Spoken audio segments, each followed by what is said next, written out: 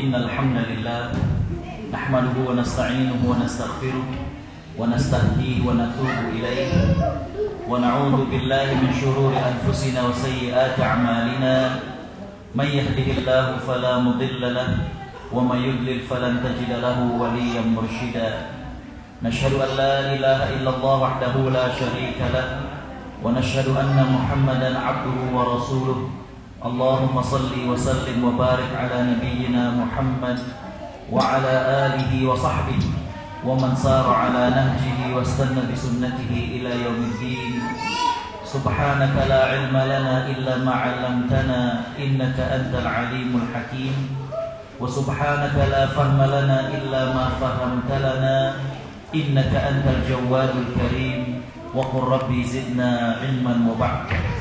Hadirin hadirat ikhwatal iman rahimakumullah. Puji syukur kita haturkan kehadirat Allah Subhanahu wa taala atas limpahan rahmat dan karunia yang Allah berikan kepada kita hingga di malam ini, malam yang begitu mendebarkan bagi diri kita. Karena memang hadirin ikhwatal iman rahimakumullah, malam ini adalah malam ke-27 daripada bulan Ramadan. Kita berusaha dan tetap bertekad, mudah-mudahan Allah Subhanahu wa taala memberikan keistiqomahan kepada diri kita untuk memburu dan mendapatkan keutamaan daripada malam Lailatul Qadar. Hadirin ikhwatal iman rahimakumullah. Salawat teriring salam semoga tercurah kepada junjungan kita Nabi Muhammad sallallahu alaihi wasallam yang kita harapkan syafaatnya, yang mana baginda sallallahu alaihi wasallam telah menyatakan kepada kita, faman hurima khairuhu faqad hurim. Barang siapa yang terhalang seseorang untuk mendapatkan kemuliaan pada bulan Ramadan, maka sungguh ia benar-benar telah terhalang. Artinya hadirin ikhwatal iman rahimakumullah, kalau di bulan Ramadan begitu banyak faktor pendukung bagi kita untuk bisa meraih sebanyak-banyak pahala, tapi ternyata kita tidak mampu meraihnya, maka sungguh pada bulan-bulan yang lainnya akan lebih berat lagi bagi hamba tersebut, akan lebih berat lagi bagi kita untuk mendapatkan pahala yang banyak. Karena di bulan Ramadan hadirin ikhwatal iman rahimakumullah, beberapa faktor pendukung Allah Subhanahu wa taala jadikan kepada hambanya. Yang pertama adalah Allah jadikan aura di bulan Ramadan ini, Allah jadikan kondisi di bulan Ramadan ini adalah kondisi kebaikan. Nabi SAW di akhir bulan Sya'ban, beliau mengatakan, qad azallakum syahrun azim. Sungguh telah menaungi kalian bulan yang agung. Jadi bulan Ramadan ini seolah-olah penaung yang menjadikan aura di dalamnya aura kebaikan. Itulah karenanya kalau di Timur Tengah bulan Ramadan dikenal dengan syahrul hasad, bulannya panen. Di mana hadirin ikhwatal iman rahimakumullah, di bulan ini kecenderungan orang semuanya adalah untuk baik, kecenderungan untuk bersedekah, kecenderungan untuk menjaga sholat, kecenderungan untuk menjaga sholat malam dan lain sebagainya. Faktor pendukung yang lainnya adalah hadirin ikhwatal iman, di bulan Ramadan Allah Subhanahu wa taala ikat syaitan dari jenis jin. Walaupun dari beberapa penafsiran para ahli hadis mengatakan bahwa yang dibelenggu oleh Allah Subhanahu wa taala adalah mereka jin yang merupakan pembesar-pembesarnya. Tapi terlepas dari itu semua, maka tinggal persoalannya adalah bagaimana kita menaklukkan daripada hawa nafsu kita. Kalau di luar bulan Ramadan terjadi kolaborasi antara syaitan dengan nafsu manusia. Hadirin ikhwatal iman rahimakumullah, karena itulah tinggal beberapa hari lagi, kurang lebih 2 atau 3 hari lagi, yang merupakan faktor penentu. Sehingga hadirin ikhwatal iman rahimakumullah, kita berharap di ujung daripada madrasah Ramadan ini, mudah-mudahan Allah Subhanahu wa taala memberikan keistiqomahan kepada kita. Wabil khusus hadirin ikhwatal iman rahimakumullah, malam ini merupakan malam 27 daripada bulan Ramadan yang diyakini oleh sebagian sahabat, sebagian para salafus saleh, dan juga sebagian masyarakat di Timur Tengah yang merupakan adalah malam Lailatul Qadar. Hadirin ikhwatal iman rahimakumullah, ada seorang sahabat yang beliau sempat bertanya tentang dosa. Biasanya para sahabat yang lain bertanya tentang bagaimanakah meraih pahala. Tapi sahabat yang satu ini, sahabat Hudzaifah, beliau justru bertanya apakah sebab-sebab dari dosa. Hadirin ikhwatal iman, ketika beliau ditanya kenapa orang yang lain bertanya tentang sebab pahala, apa yang bisa menjadikan kita meraih pahala, sedangkan beliau bertanya tentang masalah dosa. Ternyata hadirin ikhwatal iman rahimakumullah, beliau menjawab agar beliau dapat berhati-hati jangan sampai terjatuh kepada dosa tersebut.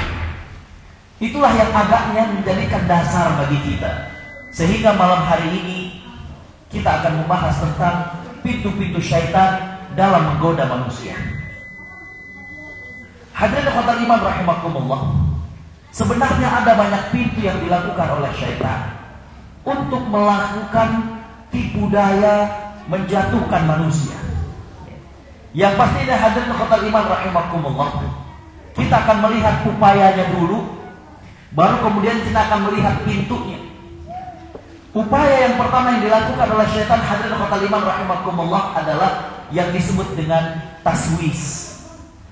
Allah Subhanahu wa taala menyatakan dalam surah yang kita hafal, dalam surat An-Nas, a'udzu billahi minasyaitonir rajim, alladzi yuwaswisu fi sudurin nas, yang mewaswaskan, yang membisikkan perkara yang buruk kepada manusia. Inilah hadirin ikhwatal iman rahimakumullah yang dilakukan oleh syaitan yang pertama.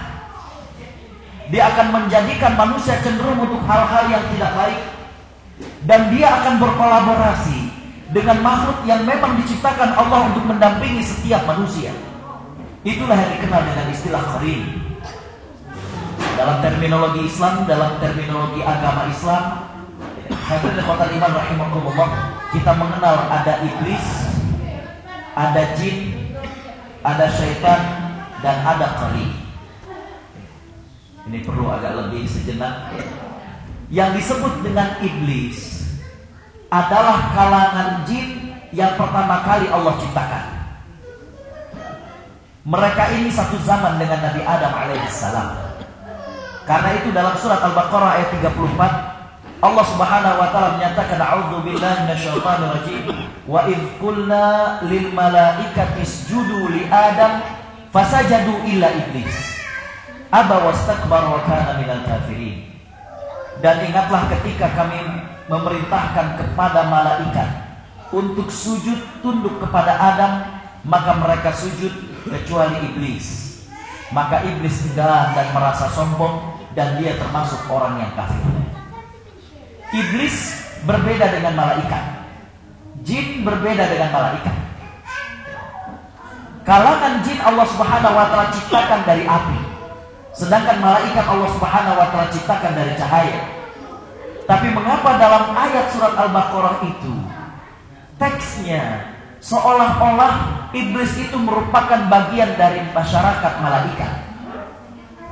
Saya ulangi lagi ayatnya, dan ingatlah ketika kami menyampaikan kepada malaikat, sujudlah kalian kepada Adam, maka mereka sujud kecuali iblis. Seolah-olah kalau saya mengatakan kepada hadirin dan hadirat yang ada di surau kita, hendaklah mengikuti pengajian dalam keadaan berwudu, maka semuanya berwudu kecuali Bapak Fulan. Berarti Bapak Fulan bagian dari jamaah surau kita, betul? Tapi hadirin ikhwatal iman rahimakumullah, orang yang tidak membuka tafsir, orang yang tidak membuka hadis yang menjelaskan ayat tersebut, mungkin akan salah paham dengan menyatakan bahwa iblis merupakan bagian dari malaikat. Padahal hadirin ikhwatal iman, sebagaimana saya katakan tadi, iblis itu diciptakan oleh Allah dari api, sedangkan malaikat diciptakan Allah dari cahaya. Lalu mengapa teks ayatnya seperti itu? Karena di surga saat itu yang dominan dan yang mayoritas adalah malaikat yang menghuni surga. Sehingga Allah Subhanahu wa taala berdialog dan memerintahkan dengan perintah kepada yang masyarakat yang lebih banyak, termasuk diantaranya adalah kalangan iblis. Kembali bahwa inilah iblis, generasi pertama dari jin. Adapun jin sendiri, hadirin ikhwatal iman rahimakumullah, merupakan makhluk yang Allah Subhanahu wa Ta'ala ciptakan. Dia adalah sebagai sebuah bangsa, sama kayak kita dari kalangan manusia, maka ada juga dari kalangan jin. Jadi iblis itu bagian daripada jin. Iblis itu adalah bangsa jin pertama yang Allah Subhanahu wa Ta'ala ciptakan. Saya pahami? Jadi kalau jin ini adalah rumpunnya, generasi pertamanya itulah yang disebut dengan iblis.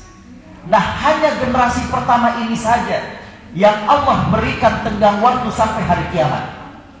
Adapun keturunan mereka mungkin untuk mati. Saya pahami? Karena kalau kita kemudian salah membaca dalam teks Al-Quran, Ustaz, ini kan mereka minta agar diri mereka ini tidak mati sampai hari kiamat.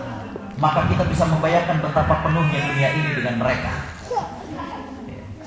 Jadi kalau jin keturunan dari iblis mungkin untuk mati. Lalu apakah yang disebut dengan syaitan? Syaitan itu hadirin khotal iman rahimakumullah merupakan sifat yang bisa dilekatkan kepada manusia dan jin. Lalu hadirin khotal iman yang berkaitan dengan bahasa kita adalah bahwa setiap manusia akan didampingi dengan apa yang disebut dengan qarin. Makanya Nabi SAW mengatakan bahwa setiap manusia akan didampingi oleh jin yang bernama qarin, yang dimana dia akan berkaitan, dia akan bekerja sama dengan syaitan dari jenis jin untuk kemudian memberikan was-wasan, memberikan bisikan-bisikan yang tidak baik. Saat itu kemudian ditanya, ya Rasulullah, apakah engkau juga didampingi oleh qarin? Maka Nabi SAW menjawab, iya, hanya saja Allah Subhanahu wa Ta'ala sudah mengislamkannya sehingga tidak membisikkan kecuali yang baik. Jadi hadirin khotal iman rahimakumullah, sebelum kita masuk kepada pintu syaitan, maka yang menjadi langkah mereka yang dilakukan oleh syaitan yang pertama adalah taswis, membisikkan hal-hal yang tidak baik. Hal yang tidak baik itu bisa rasa malas. Orang mau pergi ngaji malas, mau berangkat ke masjid malas, mau baca Quran malas. Makanya ada sebuah tulisan, bedanya kita dengan Rasulullah SAW itu cuma sedikit. Kalau Rasulullah itu sedikit marah, kalau kita sedikit-sedikit marah. Kalau Rasulullah itu sedikit makan, kita sedikit-sedikit makan. Rasulullah itu sedikit tidurnya, kita sedikit-sedikit tidur. Jadi hadirin khotal iman rahimakumullah, yang dibisikkan oleh jin, yang dibisikkan oleh syaitan adalah sesuatu yang menjadikan diri kita ini malas. Hal yang kedua hadirin khotal iman rahimakumullah, jurus daripada syaitan adalah selain mereka melakukan taswis, adalah yang kedua hadirin khotal iman, tadlil. Kalau tadlil ini menyesatkan, kalau taswis itu membisikkan sesuatu yang buruk, mendorong untuk malas, mendorong untuk maksiat. Tapi kalau tadlil ini hadirin khotal iman rahimakumullah menyesatkan. Sesuatu dianggap oleh manusia hal itu adalah baik, ternyata hadirin khotal iman rahimakumullah itu adalah suatu hal yang buruk. Sekali lagi dia akan berkolaborasi dengan nafsu manusia. Ada masalah, wah kalau minum masalah itu lupa. Ini disesatkan hadirin khotal iman rahimakumullah. Karena hadirin khotal iman rahimakumullah, nanti setelah orang selesai, pengaruh dari minuman dan alkohol tersebut sudah hilang, maka akan kembali kepada masalah dia. Ini juga hadirin khotal iman rahimakumullah yang dicoba kepada Adam alaihissalam dan Hawa dengan cara disesatkan. Di mana mereka berdua, mereka yaitu Nabi Adam dengan Hawa, hadirin khotal iman rahimakumullah, ditipu oleh syaitan, dengan mana syaitan mengatakan bahwa ketika hadirin khotal iman rahimakumullah, pada saat keduanya dilarang untuk mendekati semua pohon di surga, maka syaitan menggoda kepadanya dengan cara memberikan kesesatan kepadanya, memberikan informasi palsu. Tidaklah Allah melarang kalian berdua kecuali agar kalian tidak menjadi orang yang kekal di dalam surga. Itu kan hadirin ikhwatal iman rahimakumullah, ya, disesatkan oleh syaitan. Ya. Jadi itulah yang kedua, yaitu tadlil. Yang ketiga hadirin ikhwatal iman rahimakumullah, jurus dari syaitan adalah tasywih. Tasywih itu hadirin ikhwatal iman rahimakumullah adalah menampakkan sesuatu yang buruk pada ajaran Islam. Jadi orang ketika akan melakukan sesuatu itu hadirin ikhwatal iman rahimakumullah, ada rasa takut, ada rasa pesimis. Wah, kita kalau jujur nanti cukup nggak ya buat sebulan? Jadi hadirin ikhwatal iman rahimakumullah, ditasywih oleh syaitan. Dibuat suatu gambaran yang menakutkan bahwa yang namanya kita ketika akan melakukan syariat Allah Subhanahu wa taala, kok gambarannya nggak enak, gambarannya susah, gambarannya nanti berbahaya, gambarannya nanti akan tidak disukai orang.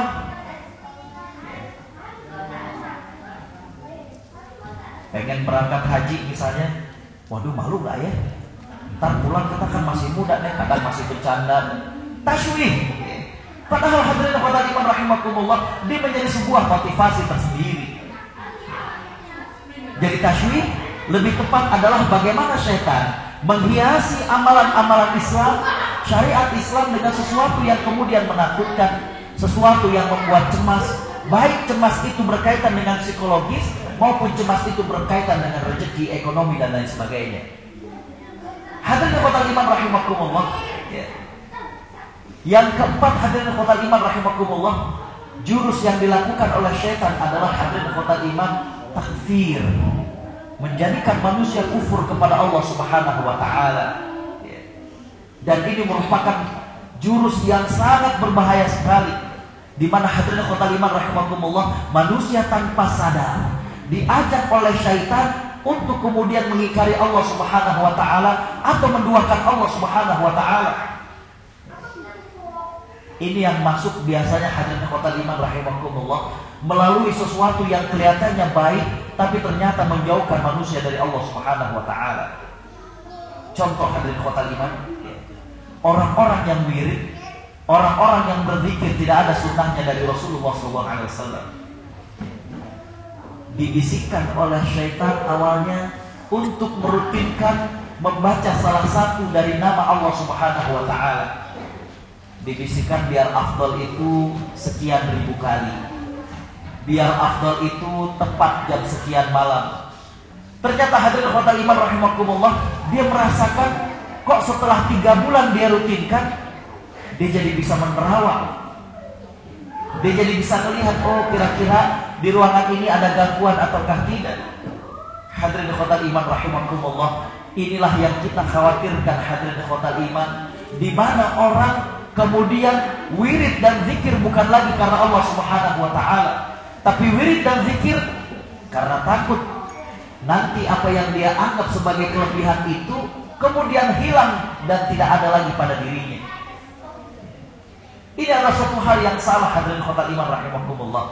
Jadi inilah diantara jurus-jurus daripada syaitan. Yang pertama adalah taswis, dengan membisikkan sesuatu yang tidak baik, ngajak untuk malas, ngajak untuk maksiat. Yang kedua hadirin ikhwatal iman rahimakumullah, tadlil, yaitu menyesatkan dengan menganggap kita begini, tahu-tahu kita melenceng hadirin ikhwatal iman rahimakumullah. Yang ketiga hadirin ikhwatal iman, tasywi, dengan cara menampakkan dalam syariat Islam dan amal-amal Islam sesuatu itu menakutkan, sesuatu itu mengkhawatirkan. Dan yang keempat adalah tadlil, yaitu hadirin ikhwatal iman, maaf, takfir, di mana mereka akan menjadikan manusia kufur kepada Allah Subhanahu wa taala. Nah, hadirin ikhwatal iman rahimakumullah, kita sudah tahu strateginya. Sekarang akan kita lihat dari mana mereka akan masuk, dari mana syaitan akan masuk kepada diri kita. Pintunya sebenarnya banyak hadirin ikhwatal iman rahimakumullah. Tapi yang terbesar hadirin ikhwatal iman rahimakumullah adalah yang pertama kali adalah kedengkian dan iri hati. Hadirin ikhwatal iman rahimakumullah, orang yang iri merupakan sesuatu yang sangat-sangat menghancurkan diri dia. Nabi SAW mengatakan dalam hadisnya yang diriwayatkan oleh Imam At-Tabarani, Nabi mengatakan seorang manusia masih berada dalam kebaikan selama dia tidak dengki kepada orang yang lain. Jadi hadirin khotbah iman rahimakumullah, ketika seorang manusia iri kepada orang lain, disinilah pintu syaitan untuk masuk. Pintu syaitan untuk masuk, kemudian dia berburuk sangka. Pintu syaitan masuk kepada dia untuk melakukan ghibah dan membicarakan aib orang. Hadirin khotbah iman rahimakumullah, para ulama mengatakan bahwa yang dimaksud dengan dengki adalah keinginan agar nikmat yang ada pada orang lain itu hilang. Hasad. Kalau dalam definisi yang lebih mudahnya, yang disebut dengan hasad itu atau iri itu adalah susah lihat orang lain senang dan senang kalau lihat orang lain susah. Itu iri, dengki. Hatinya itu hadirin khotbah iman rahimakumullah enggak lapang. Kalau lihat orang lain senang, hatinya tuh susah. Tapi kalau lihat orang lain susah, hatinya senang bener. Ngedengar ada saudaranya baru saja selesai kuliah, kuliahnya cuma di situ doang. Nggak puas tuh hatinya, nggak ikut senang dengan kegembiraan orang lain. Alhamdulillah saudara kita ini udah bisa beli mobil, mobilnya. Jadi hadirin khotbah iman rahimakumullah, ada saja ya. Susah kalau lihat lain saudaranya itu senang. Dan yang kebalikannya, kalau lihat saudaranya itu susah, hatinya senang benar. Itu kena musibah, ininya hilang, nggak pernah bayar zakat sih. Masya Allah. Hadirin khotbah iman rahimakumullah, mestinya kita ikut larut empati dengan apa yang terjadi kepada saudara kita. Jadi hadirin khotbah iman rahimakumullah, tidakkah kita ingat bahwa dosa yang pertama kali terjadi di muka bumi yang menyebabkan terjadinya pembunuhan adalah karena iri dan dengki. Di mana hadirin khotbah iman rahimakumullah, Allah Subhanahu wa taala menjadikan anak keturunan dari Nabiullah Adam setiap kali terlahir itu kembar, dan kembar laki dan perempuan. Maka sebab terjadinya tindak pidana pertama di muka bumi, kejahatan pertama di muka bumi, dosa pertama di muka bumi adalah karena iri. Ketika anak cucu Adam sudah mulai dewasa, ketika anak-anak Adam alaihissalam sudah mulai dewasa dan mereka memerlukan untuk menikah, maka hadirin khotbah iman rahimakumullah, antara Qabil dengan Habil, maka mereka diminta, karena waktu itu belum ada yang lain, maka mereka tidak dibolehkan untuk menikahi pasangan kembarnya. Yang ada adalah silang. Anak pertama menikahi perempuan anak kedua, anak laki-laki kedua menikahi anak perempuan yang pertama. Ternyata hadirin khotbah iman rahimakumullah, salah seorang putra Nabiullah Adam alaihissalam gak terima cara seperti ini. Allah jadikan dirinya itu tampan dan pasangan kembarnya juga cantik. Maka ada rasa iri dan tidak terima hadirin khotbah iman rahimakumullah. Maka dia tidak menginginkan hal ini dan disampaikan kepada ayahandanya Nabiullah Adam. Maka Nabi Adam alaihissalam kemudian mengatakan kepada mereka, mari sekarang kita lihat manakah di antara kalian berdua yang ibadahnya diterima oleh Allah Subhanahu wa taala. Maka masing-masing kemudian berusaha untuk berkorban kepada Allah Subhanahu wa taala. Yang satu dipilihkan hewan ternaknya yang terbaik, yang satu karena dia bercocok tanam, maka hadirin khotbah iman rahimakumullah, dia pilihkan sesuatu yang sudah tidak layak dan dijadikan sebagai sesuatu kepada Allah Subhanahu wa taala. Maka ternyata Allah menerima hewan ternak yang dikorbankan oleh saudaranya. Tambah lagi rasa iri dan tambah dengki. Orang yang iri dan dengki itu hadirin khotbah iman rahimakumullah, terkadang orang yang diirii, orang yang ia dengki itu sudah tidur, dia belum tidur, masih mikir, hatinya tuh panas, gak bisa puas. Jadi hadirin khotbah iman rahimakumullah, inilah pintu masuk. Kenapa disebut dengan pintu masuk? Karena ketika syaitan sudah masuk melalui hal ini, hadirin khotbah iman rahimakumullah, maka syaitan akan mengambil banyak pahala, akan menyebabkan banyak sekali dosa dari pintu masuk ini. Saya katakan tadi, orang yang iri nanti lisannya juga busuk. Ya. Ketika ngomong kata-katanya tidak baik, ketika berkomentar kata-katanya tidak baik. Ya. Hadirin khotbah iman rahimakumullah. Ya. Dari pintu hasad atau dengki ini juga maka kita menyaksikan bagaimana putra Adam alaihissalam sampai kemudian membunuh saudaranya. Orang kalau sudah iri, orang kalau sudah dengki, hadirin khotbah iman rahimakumullah, maka akan gelap semua pandangannya. Jadi inilah pintu masuk yang pertama, hadirin khotbah iman rahimakumullah. Pintu masuk yang kedua, hadirin khotbah iman, adalah syahwat. Nafsu syahwat, hadirin khotbah iman rahimakumullah. Ini merupakan pintu masuk terbesar yang akan dilalui oleh syaitan. Hadirin khotbah iman rahimakumullah, syahwat manusia itu ada beberapa. Ada syahwat lisan, ada syahwat perut, dan ada syahwat farj atau kemaluan. Maka hadirin khotbah iman rahimakumullah, syaitan akan masuk melalui pintu besar ini, yaitu pintu yang disebut dengan syahwat. Di mana hadirin khotbah iman rahimakumullah berkaitan dengan lisan, maka hadirin khotbah iman rahimakumullah, syaitan akan masuk dengan cara hadirin khotbah iman, misalnya dusta, menghibah, membicarakan aib saudaranya dan lain sebagainya.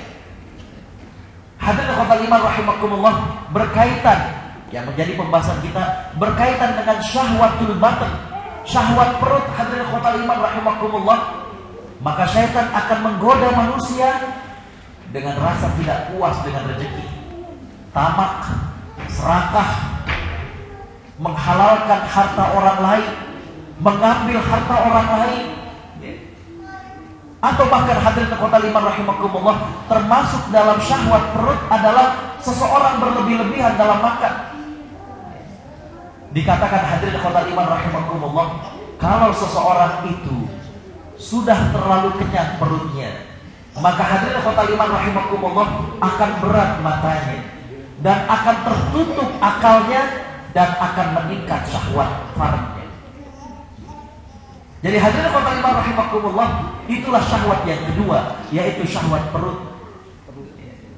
Yang mana hadirin khotbah iman rahimakumullah, dikatakan oleh Nabi sallallahu alaihi wasallam, ma mala'a ibnu Adam wi'aan syarran min batnihi.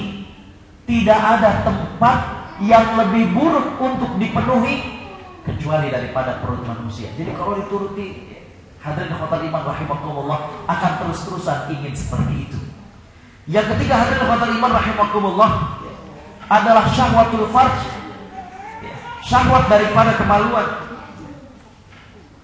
Hadirin khotbah iman rahimakumullah, kalau kita menyaksikan Allah Subhanahu wa ta'ala menceritakan kepada kita bagaimana Nabiullah Yusuf alaihissalam, kita akan sejenak mencoba untuk merenungi bagaimanakah Nabi Yusuf alaihissalam yang Allah nyatakan dalam Al-Quran sebagai ahsanul qasas, merupakan cerita dan kisah yang terbaik yang pernah terjadi dalam sejarah. Hadirin khotbah iman rahimakumullah, kita akan melihat bagaimana syaitan menggoda Nabiullah Yusuf alaihissalam berkaitan dengan syahwat kemaluan. Sebagaimana yang kita mafhum, hadirin khotbah iman, Nabiullah Yusuf alaihissalam kemudian diangkat anak oleh Aziz, salah seorang pembesar Mesir.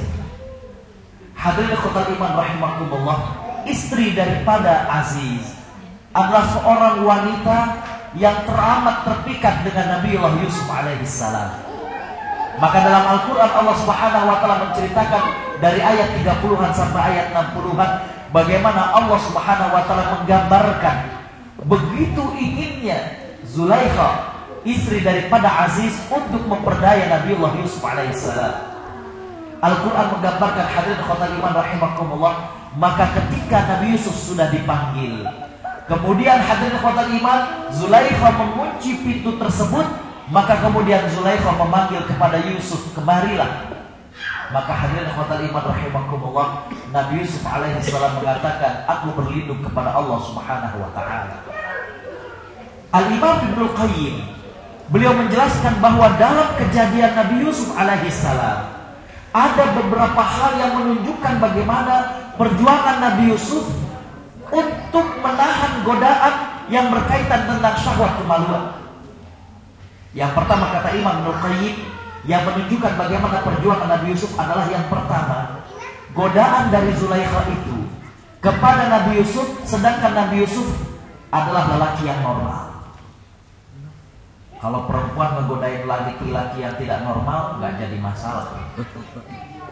Ini yang digoda adalah laki yang normal. Yang kedua kata Imam Ibnul Qayyim yang menjadikan dahsyatnya godaan Zulaikha adalah Nabi Allah Yusuf saat itu dalam keadaan bujang. Hadirin khotul iman, kalau orang bujang itu biasanya banyak khayalannya. Kemarin lagi di Sydney, hadirin khotul iman, kita ada 3 ustadz yang diundang. Waktu itu salah seorang ustadz yang memang beliau sebelum berangkat dicek kolesterolnya cukup tinggi. Jadi ketika beliau ceramah, beliau bilang kepada jamaah, aduh ini ibu-ibu, katanya, saya sebenarnya punya kolesterol tinggi, kata beliau. Jadi kalau bisa sayur itu yang bening-bening. Kita para ustadz ini seneng yang bening-bening. Udah aja. Hadirin khotul iman, ketika kita pulang ke rumah, kalau ada yang pernah ke Sydney itu, karena di masjid kemudian belakangnya kita rumah para ustadz, ketemu sama bujangan yang juga baru mendengarin ceramah kita. Apa dia bilang? Aduh Ustaz, katanya senangnya main bening-bening ya. Yang kita maksud sayur yang di otak dia lain. Padahal kan tadi udah dibilangin, kita itu Ustaz senangnya yang bening-bening, maksudnya sayur. Tapi karena dia bujangan, yang dia bilang itu bening-bening, yang lain. Coba kita lihat. Jadi hadirin khotul iman, Al-Imam Ibnul Qayyim mengatakan bahwa dahsyatnya godaan Zulaikha adalah yang pertama, godaan tersebut ditujukan kepada Nabi Yusuf yang dia adalah laki normal. Yang kedua dia bujangan. Yang ketiga hadirin khotul iman rahimakumullah, Nabiullah Yusuf alaihi salam adalah seorang perantau. Karena hadirin khotul iman, sebagaimana kita pahami, Nabi Yusuf alaihi salam dulu tinggal bersama ayahandanya, yaitu Nabi Yakub di Palestina. Maka dalam ceritanya sebagaimana kita paham di awal surat Yusuf, beliau kemudian diajak bermain oleh kakak-kakaknya, oleh abang-abangnya, maka kemudian dicemplungin ke dalam sumur. Disitulah kemudian dibawa oleh sebuah kafilah ke Mesir. Mengapa hadirin khotul iman, orang perantau itu, kata Imam Ibnul Qayyim, biasanya mereka tidak ada beban. Kalau di kampungnya mungkin mau berbuat nggak baik, malu bapaknya kiai. Kalau di kampungnya mungkin akan malu, wah bapaknya nabi, masa anaknya begini.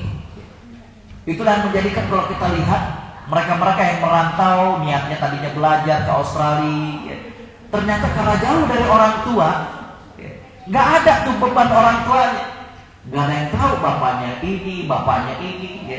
Di sini ya bebas. Jadi hadirin khotul iman rahimakumullah, itulah godaan yang ketiga, bahwa Nabiullah Yusuf adalah seorang perantau. Yang keempat hadirin khotul iman rahimakumullah, godaannya adalah hadirin khotul iman rahimakumullah, Zulaikha-nya itu niat banget.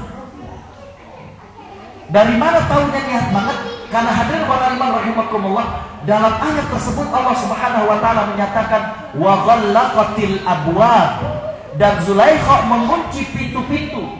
Jadi kalau kita baca dalam tafsir Ibnu Katsirnya, digambarkan bagaimana rumah para pembesar zaman dulu biasanya besar dan dengan pintu yang berlapis dan juga dengan kawalan yang ketat dari pengawal. Itu semuanya sudah diminta keluar. Biasa kalau kita lihat film-film zaman dulu kan, selain ada pengawal di depan kamar, itu di di tempat tidurnya itu di samping-sampingnya ada ngipasin pakai bulu. Nah itu semuanya udah disuruh keluar sama Zulaikha. Bahkan hadirin khotul iman rahimakumullah, bukan saja pintu kamar yang dikunci, pintu-pintu lainnya juga sudah dikunci. Jadi godaan yang keempat hadirin khotul iman rahimakumullah adalah itu Zulaikha niat benar, pengen benar. Yang kelima hadirin khotul iman rahimakumullah, yang menjadi godaan Nabiullah Yusuf alaihi salam adalah Zulaikha ini adalah cantik. Kalau niat benar, kepada bujangan, kepada laki-laki normal. Tapi kalau orangnya nggak cantik, mungkin ya akan nolak. Tapi ini cantik. Yang keenam, hadirin khotbah iman rahimakumullah, dikatakan oleh Imam Ibnu Qayyim adalah, hadirin khotbah iman, Zulaikha adalah majikannya, merupakan ibu angkatnya, yang mana hadirin khotbah iman rahimakumullah, bisa jadi ada orang diajak maksiat, sebenarnya dia nggak mau, tapi karena sungkan, wah ini bosnya, wah ini dosen pembimbingnya, supervisornya, ngikut nih. Seperti banyak pertanyaan yang saya dapatkan dari Korea Selatan misalnya, Pak Ustadz, ini gimana? Saya diajakin, supervisor saya lagi ada party, ternyata disediain minuman misalnya. Jadi hadirin khotbah iman rahimakumullah, bisa jadi di dalam hati terkadang orang menolak, tapi karena yang menawarkan ini adalah atasan, orang yang bosnya dia, maka mungkin hadirin khotbah iman rahimakumullah, seseorang itu jatuh dalam kemaksiatan. Tapi hadirin khotbah iman rahimakumullah, semuanya dapat dihalau oleh Nabiullah Yusuf alaihissalam. Kenapa saya ceritakan bagaimana penafsiran dari Imam Ibnu Qayyim untuk memperlihatkan kepada kita bagaimanakah perjuangan dari Nabiullah Yusuf alaihissalam menghalau dari apa yang disebut dengan syahwatul farj atau syahwat kemaluan. Hadirin khotbah iman rahimakumullah, inilah pintu masuk yang kedua dari syaitan.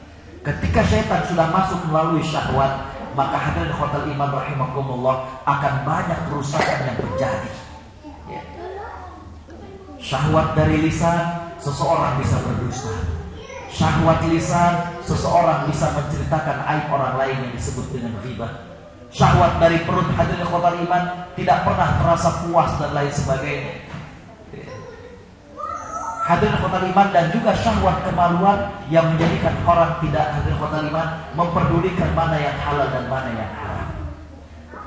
Pintu masuk yang ketiga, hadirin khotbah iman rahimakumullah, kita sudah tahu tadi pintu masuk yang pertama adalah iri dan dengki. Pintu masuk yang kedua adalah syahwat. Yang ketiga, hadirin khotbah iman rahimakumullah, pintu masuk yang ketiga adalah rasa bakhil.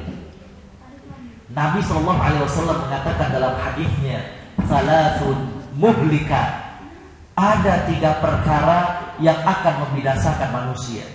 Hadirin khotbah iman rahimakumullah, yang pertama sekali Nabi SAW mengatakan bahwa syuhun muta', rasa kikir yang dituruti. Hadirin khotbah iman rahimakumullah, mengapa rasa kikir, bakhil, pelit dikatakan sebagai pintu syaitan?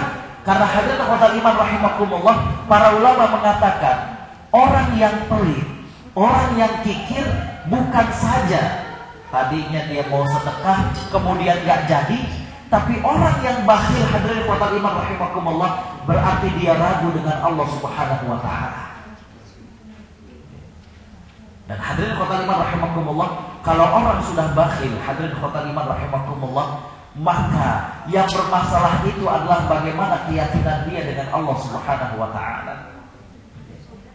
Maka itu hadirin khotbah iman, saya pernah menceritakan bagaimana ada seorang ulama yang beliau bernama, hadirin khotbah iman rahimakumullah, Al-Imam Al-Auza'i, seorang ulama dari Libanon, seorang ulama yang terkenal bagaimana ijtihad dan buah pikiran beliau.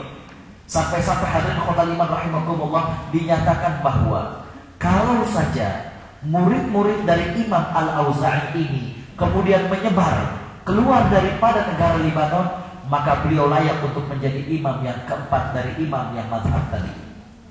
Tapi sayang sekali lagi hadirin khotbah iman rahimakumullah, ternyata tidak banyak buah pikiran beliau yang menyebar dan dikenal oleh manusia. Hadirin khotbah iman rahimakumullah, diriwayatkan bahwa Imam Al-Auza'i beliau tinggalnya di masjid. Maka hadirin khotbah iman rahimakumullah, pada suatu hari beliau keluar dari rumah, berjalan, dan ternyata datang waktu zuhur.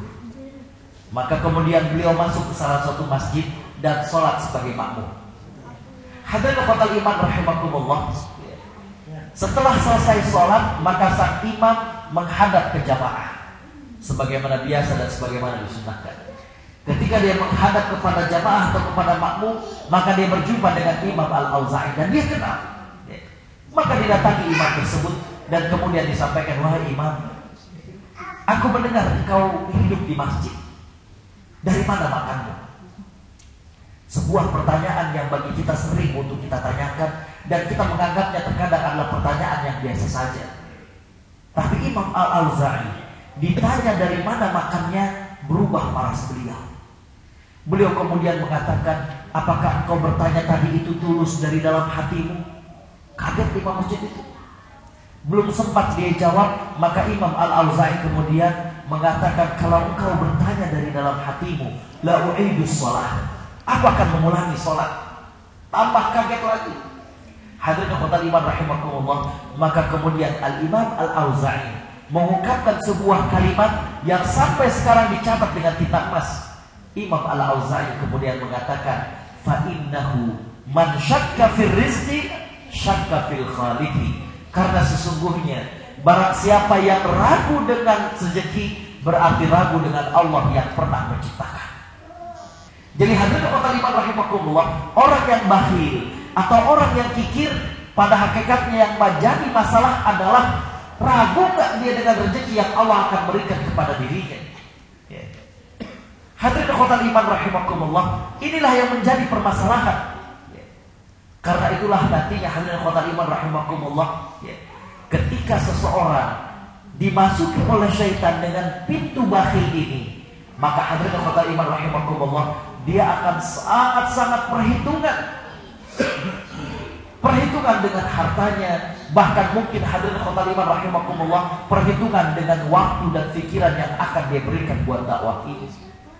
Padahal hadirin ikhwan rahimakumullah, kalau kita menyaksikan bagaimana para sahabat-sahabat yang dijanjikan oleh Allah Subhanahu wa taala, yang dijanjikan oleh baginda sallallahu alaihi wasallam untuk masuk ke dalam surga, maka hadirin ikhwan rahimakumullah, mereka adalah orang-orang yang dermawan. Karena saya mengatakan hadirin ikhwan, kedermawanan itu merupakan kilauan daripada keimanan seseorang. Hadirin ikhwan rahimakumullah, pintu masuk syaitan yang keempat, selain yang pertama adalah iri dan dengki. Yang kedua, hadirin ikhwan rahimakumullah, adalah yang disebut dengan syahwat. Yang ketiga tadi hadirin ikhwan adalah rasa bakhil. Yang keempat hadirin ikhwan rahimakumullah, pintu masuk syaitan adalah yang disebut ujub ataupun bangga dengan pikirannya. Masih dari hadis yang tadi hadirin ikhwan rahimakumullah, Nabi mengatakan di antara hal yang akan membinasakan manusia adalah wa'ijabul mar'i bi ra'yi. Seseorang itu merasa takjub, merasa bangga dengan pikirannya. Kalau syaitan sudah masuk melalui hal ini hadirin ikhwan rahimakumullah, maka inilah yang menjadikan orang itu sombong. Orang itu tidak mau menerima masukan dari orang lain. Orang tidak mau menerima pendapat dari orang lain. Jadi pintu masuknya adalah hadirin ikhwan merasa kagum, merasa ujub dengan pandangannya. Hadirin ikhwan rahimakumullah, kalau kita menyaksikan bagaimana baginda sallallahu alaihi wasallam mencontohkan kepada kita, beliau mencontohkan kepada kita bagaimana beliau adalah seorang yang bijak. Kita saksikan hadirin ikhwan rahimakumullah, ketika penempatan pasukan dalam perang Badar. Pada saat Nabi SAW menugaskan fulan di sini, ini di sini, maka kemudian hadirin ikhwan rahimakumullah, ada seorang sahabat yang bernama Hubbab ibnul Mundhir. Beliau bertanya kepada Nabi, ya Rasulullah, apakah ini wahyu yang Allah turunkan kepadamu ataukah ini strategi perang? Maka Nabi SAW mengatakan bahwa ini adalah strategi perang. Setelah itu Hubbab bin Mundhir mengatakan, ya Rasulullah, kalau ini adalah strategi perang, maka aku memiliki rencana dan aku memiliki usulan adalah bagaimana kaum muslimin ditempatkan di sekitar mata air Badar. Beliau kemudian menyampaikan argumentasinya, karena ya Rasulullah, ketika kita haus kita mudah untuk meminumnya. Tapi kalau pasukan tentara, kalau kemudian mereka musuh, mereka merasa haus, mereka akan kesulitan untuk mendapatkan air kecuali harus berhadapan dengan diri kita. Jadi hadirin rahimakumullah, Nabi kemudian menerima pendapat itu. Kita lihat bagaimana hadirin rahimakumullah mulianya baginda sallallahu alaihi wasallam. Tapi hadirin ikhwatal iman, ketika seseorang itu ujub, ketika seseorang itu bangga dengan dirinya, maka inilah yang menjadikan hadirin ikhwatal iman rahimakumullah sifat sombong, dan kesombongan inilah yang menjadikan iblis dilaknat oleh Allah Subhanahu wa taala dan menjadikan iblis diusir dari surga. Kita lihat hadirin ikhwatal iman rahimakumullah, ketika Allah Subhanahu wa taala meminta kepada iblis untuk sujud kepada Adam, maka Al-Qur'an mengatakan aba wastakbara. Iblis itu enggan dan merasa sombong. Sombongnya bagaimana hadirin ikhwatal iman? Dikatakan dalam ayat yang lain di mana iblis mengatakan asjudu liman khalaqta tinan, apakah mesti aku sujud kepada makhluk yang kau ciptakan dari tanah, sedangkan kau menciptakan diriku dari api? Ada rasa sombong di sini karena iblis merasa ujub. Bahkan hadirin ikhwatal iman rahimakumullah, setelah Allah Subhanahu wa taala usir, maka iblis hadirin ikhwatal iman rahimakumullah tidak merasa bersalah sedikit pun. Dia hanya meminta kepada Allah Subhanahu wa taala agar dipanjangkan usianya sampai hari kiamat. La ughwiyannahum, aku akan menggoda dan menggelincirkan umat manusia. Lihat hadirin ikhwatal iman rahimakumullah, orang kalau sudah ujub dengan pandangannya, orang kalau sudah ujub dengan pikirannya, maka itu akan menjadikan orang itu sombong. Kalau sudah sombong hadirin ikhwatal iman rahimakumullah, wah repot. Ada sebuah peribahasa dalam bahasa Arab hadirin ikhwatal iman rahimakumullah yang mengatakan idza kanatin nufusu takabburan, kalau jiwa-jiwa ini sombong, ta'ibat fi muradihal ajsamu, badan ini enggak sanggup untuk ngikutinnya. Ya, orang tuh kalau sombong hadirin ikhwatal iman rahimakumullah, jalannya aja bagaimana, ngomongnya aja bagaimana, enggak sanggup badan ini ngikutin tubuh ataupun jiwa daripada orang yang sombong. Gak sanggup hadirin ikhwatal iman rahimakumullah. Jadi hadirin ikhwatal iman rahimakumullah, itulah pintu masuk yang berikutnya dari syaitan, yaitu seseorang itu ujub, sombong dengan pikirannya.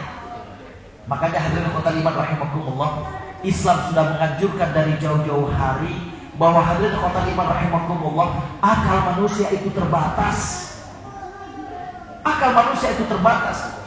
Dan semua yang Allah berikan kepada kita terbatas, kecuali kalau kita sandarkan kepada Allah Subhanahu wa taala. Allah menyatakan hadirin ikhwatal iman rahimakumullah, dalam Al-Qur'an Allah menyatakan a'udzubillahi minasyaitonir rajim, wallahu akhrajakum min butuni ummahatikum la ta'lamuna syai'an. Dan Allah yang telah mengeluarkan kalian dari perut ibu kalian tidak mengetahui apa-apa. Setiap kita dilahirkan oleh Allah Subhanahu wa taala melalui perut ibu kita dalam keadaan tidak tahu apa-apa. Maka Allah memberikan beberapa potensi kepada kita. Yang pertama kata Allah, wa ja'ala lakumus sam'a, dan Allah berikan pendengaran, wal absar, dan juga penglihatan, wal afidah. Afidah ini hadirin ikhwatal iman rahimakumullah, gabungan antara perasaan dengan akal. Kita akan melihat hadirin ikhwatal iman rahimakumullah, yang pertama berkaitan dengan pendengaran. Pendengaran ini hadirin ikhwatal iman rahimakumullah terkadang banyak salahnya, salah faham. Hadirin ikhwatal iman rahimakumullah, sering hadirin ikhwatal iman rahimakumullah ketika orang ngomong A, yang kedengarannya B, karena salah faham. Dan inilah hadirin ikhwatal iman rahimakumullah di antara kekurangan daripada pendengaran manusia. Begitu juga yang namanya penglihatan. Kita mengenal ada yang disebut hadirin ikhwatal iman rahimakumullah, ketika seseorang berada di tengah gurun seolah-olah ada mata air, padahal ini adalah fata morgana. Sekali lagi mata kita juga terbatas. Bagaimana dengan perasaan? Perasaan kita juga relatif hadirin ikhwatal iman rahimakumullah. Untuk mengetahui sebuah kebenaran, perasaan kita juga relatif. Ada seorang ibu, dia mengadu bahwa rumahnya itu sempit. Datang ke seorang kiai, dia bilang, Pak Kiai, rumah saya sempit. Kata kiai ini, ibu punya ayam enggak? Oh punya Pak Kiai. Kalau gitu masukin dalam rumah. Kaget kan? Minggu depan datang ke saya, dimasukin. Minggu depannya tuh ibu, waduh ya Allah Pak Kiai, udah rumah sempit, ada ayam lagi gitu ya. Ibu punya bebek? Punya Pak Kiai, masukin. Minggu depan datang lagi. Hadirin khotbah iman rahimakumullah ya.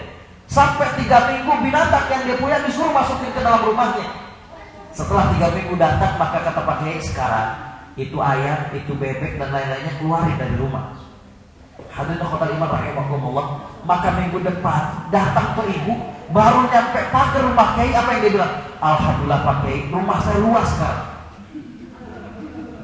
Jadi ternyata perasaan itu relatif. Hadirin khotbah iman rahimakumullah. Pendengaran tadi kita katakan relatif.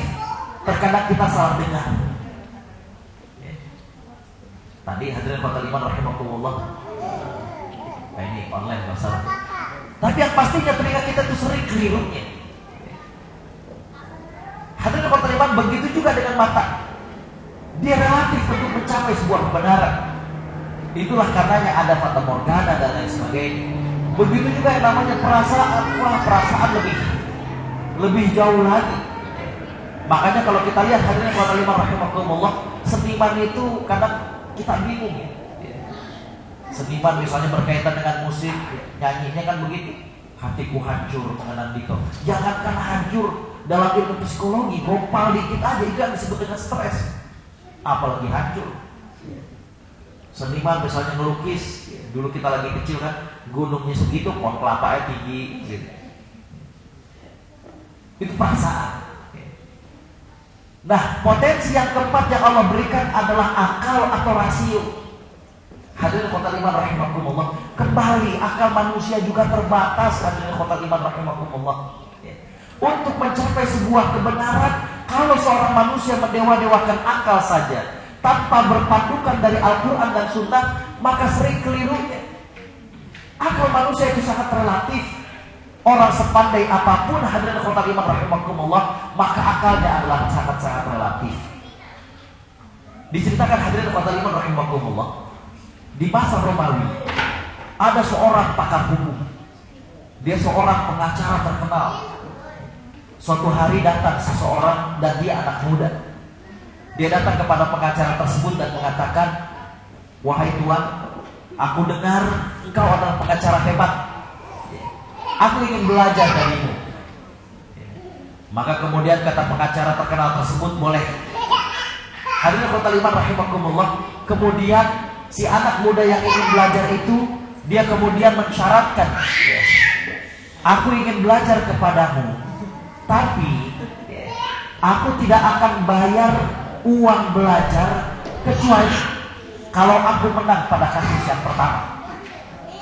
Saya ulangi lagi ya. Ada orang mau belajar sama seorang pengacara terkenal, tapi dia memberikan syarat bahwa dia tidak akan bayar uang belajar kecuali kalau dia sudah menang pada kasus pertama. Jadi pengen dibuktiin itu ilmunya. Paham ya? Maka kemudian hadirin khotbah iman rahimakumullah, sehari, 2 hari, seminggu, 2 minggu, sebulan, 2 bulan, sampai kemudian hadirin khotbah iman rahimakumullah, kata sang guru kemudian, udah selesai. Ilmu saya sudah saya turunkan. Sekarang kamu cari masalah. Maksudnya cari masalah untuk kemudian diangkat dalam persidangan. Hadirin khotbah iman rahimakumullah, kata sang murid tersebut, kalau masalah sudah ada wahai guruku. Dari dulu sudah saya siapkan. Kata gurunya, apa masalahnya? Kata murid ini, masalahnya saya nggak mau bayar. Jadi dia masalahnya nggak mau bayar. Jadi udah disiapin. Maka kemudian masuklah mereka ini dalam persidangan. Guru sama murid.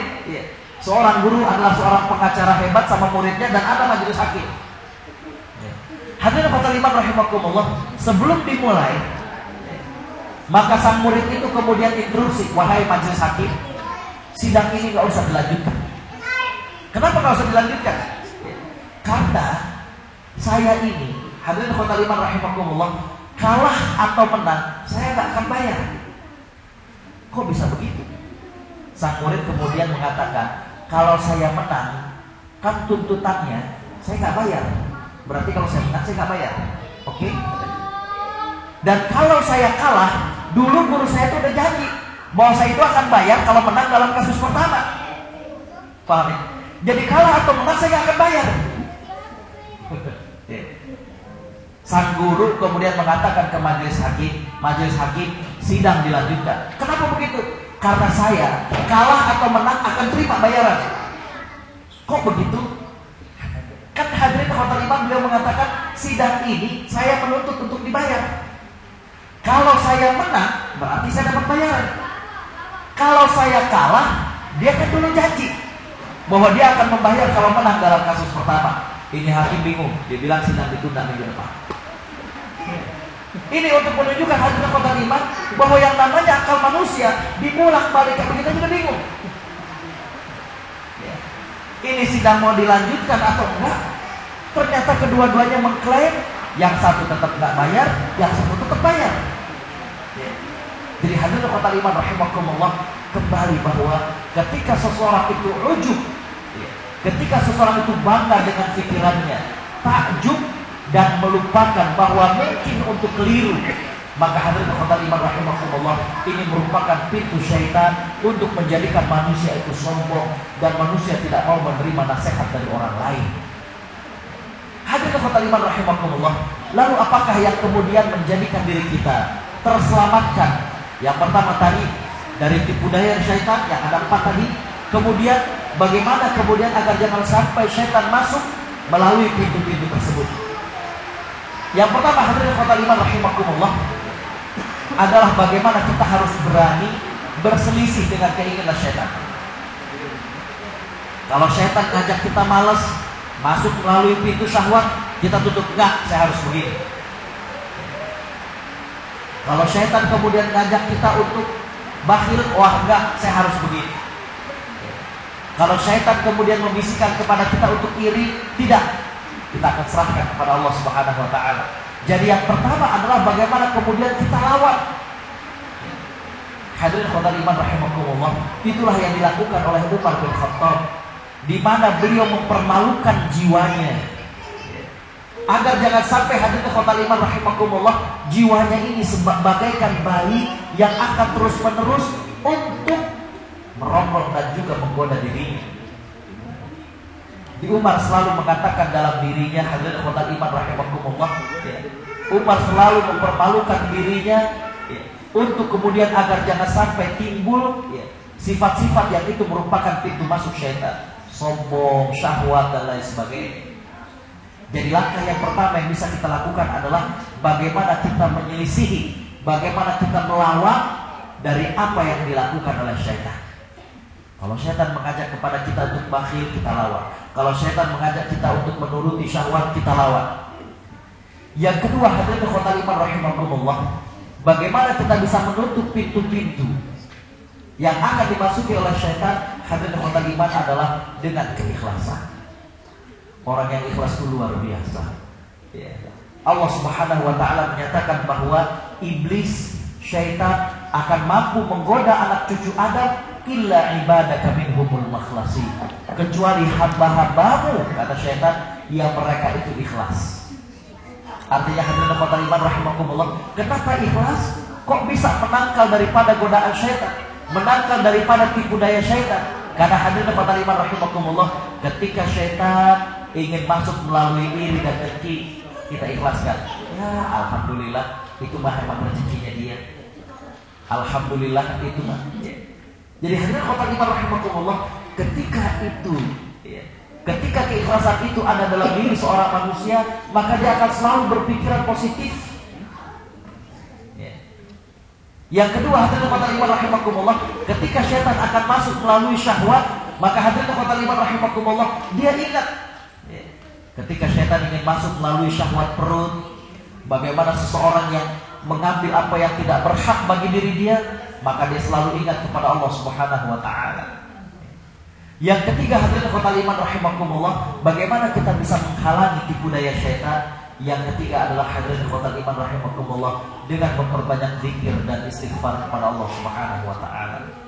Karena dengan kita banyak ingat kepada Allah Subhanahu wa taala, maka hadirin khotul iman rahimakumullah, Allah akan senantiasa menyelamatkan diri kita.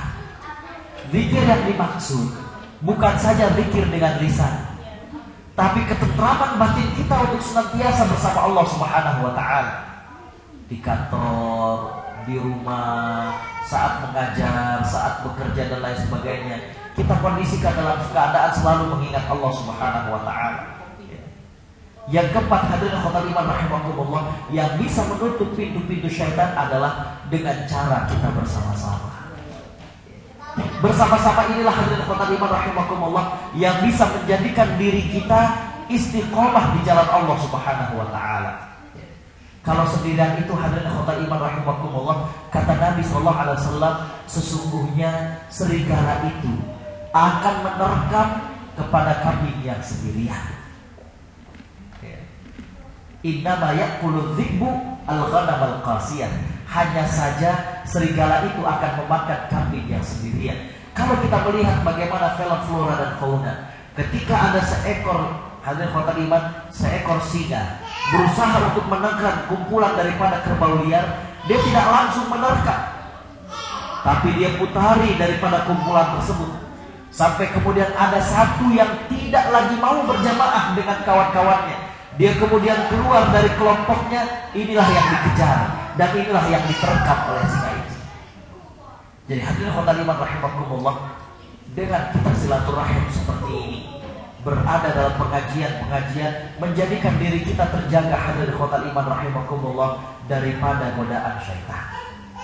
Hadirin khotul iman rahimakumullah, demikianlah yang kita ketahui tentang bagaimanakah tipu daya syaitan. Apa saja pintu-pintu besar yang akan dimasuki oleh syaitan kepada diri kita, dan yang kemudian adalah bagaimanakah kita menangkal daripada itu semuanya.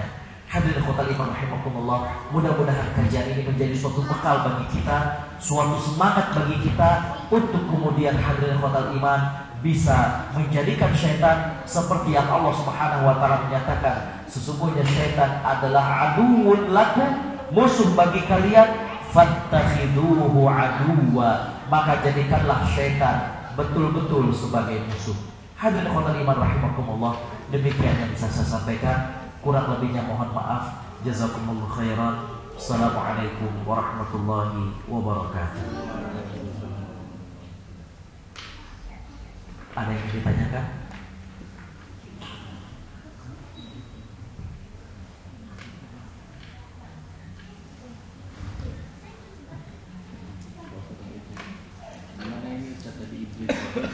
Ya. Itu kalau di Quran itu referennya ke satu orang, ke satu makhluk gitu ya. Ya. Jadi Ustaz bilang itu adalah bangsa iblis, itu artinya banyak. Sebenarnya gimana kalau yang saya tangkap itu iblis itu ada satu. Bapak Ibu Allah Subhanahu wa taala rahmati, menarik sekali, iblis itu satu atau lebih dari satu. Hadirin khotul iman rahimakumullah, betul bahwa memang kalau kita lihat dari konteks ayatnya, Allah Subhanahu wa taala menyebutkan iblis dalam bentuk mufrad, dalam bentuk singular. Dengan demikian iblis itu tidak banyak. Jadi kalau tadi kemudian saya menggunakan kata-kata bangsa iblis, itu adalah keliru. Yang betul adalah memang iblis itu adalah singular atau iblis itu adalah mufrad, ya. Yang bangsa ataupun rukunnya itu adalah jin. Maka tadi saya katakan, ya, seperti dari bangsa manusia itu Nabiullah Adam, maka dari bangsa jin yang pertama kali generasinya itu adalah iblis. Dan dialah yang ketika diminta oleh Allah untuk sujud kepada Nabiullah Adam, ternyata beliau enggak. Sebenarnya hadirin khotul iman rahimakumullah, ada terkadang orang yang mencoba mengotak-atik akalnya dengan mengatakan, loh benar dong iblis disuruh sujud kepada Adam nggak mau, maunya disuruh sujud kepada Allah. Tapi ini hadirin khotul iman berbeda, karena yang nyuruhnya itu yang pertama adalah Allah. Jadi ini adalah ketaatan kepada perintah Allah Subhanahu wa taala. Yang kedua, makna sujud di sini bukan sujud seperti kita sholat, tapi tunduk kepada Nabiullah Adam alaihissalam. Kalaupun makna sujud itu adalah sujud seperti kita sholat, maka ketaatan ini adalah ketaatan kepada Allah Subhanahu wa taala. Jadi kembali hadirin khotul iman, iblis itu adalah mufrad, artinya singular, dan dia ini memang oleh Allah Subhanahu wa taala diberikan tempo waktu sampai hari kiamat. Adapun keturunannya dari bangsa jin, maka mereka ini mungkin untuk mati. Wallahu a'lam. Ada yang lain?